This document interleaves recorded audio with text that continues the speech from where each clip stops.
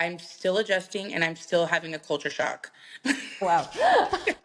But now it's like a really weird thing. I don't know. I'm sure you know because you talk to expats all the time, where like I live in like two alter Two worlds. universes or something. I don't know. Like when I go home, I have a culture shock. When I go back to California, and I also have culture shocks here regularly. Just the way things are, Still. Wow. being married to raising a family with somebody from a different culture. My background is True. I'm Latin American, and we are just so different, you know. And Versus Germany, yes. yes, so I actually found a girl on Instagram recently. She's Latin as well, and she married a German, and she has like a whole Instagram about it because it is just like crazy different, you know. So I mean, yeah, the culture shocks were coming like regularly. It took a lot for me. I met good friends through my language classes, um, and we're still friends now, so that's really cool. That's cool. But both of them have moved, and yeah, it's just it's such a different culture from the U.S. and from my background.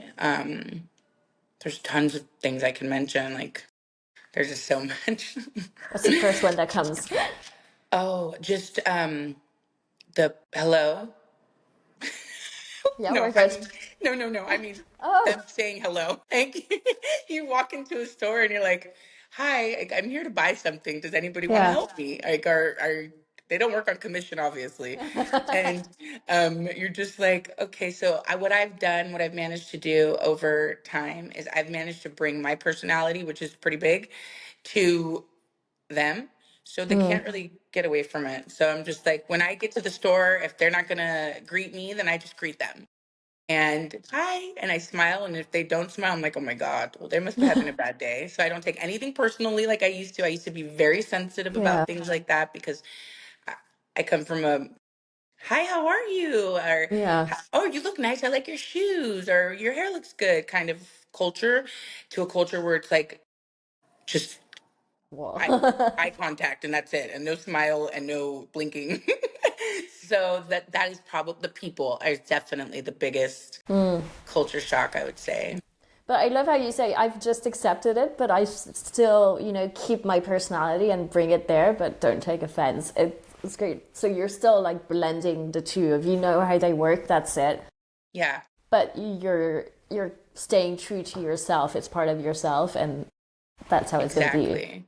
And I try really hard to do that also for my kids, and my kids are amazing.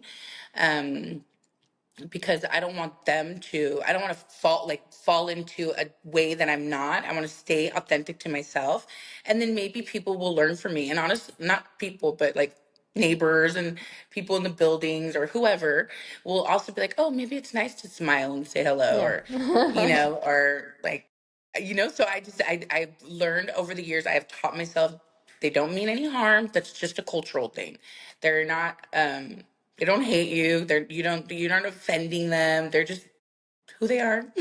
And so when I do go home, especially if I go to like certain areas, I'm always also shocked because I'm like, oh my gosh, this person really wants to talk to me. A bit too much. Or or somebody will help me. Like, I have a tendency now that I'm in Europe to carry all of my stuff in my arms, or in a box, because you Yeah. just do it. And at the grocery store, for instance, and if I do that in the US, somebody will come up and go, excuse me, do you need a cart here, or here's a basket? And Yeah. here people will watch me like stack stuff and drop it and do whatever, and they'll never offer help. So I always have both a culture shock in both homes. Yeah. Yeah.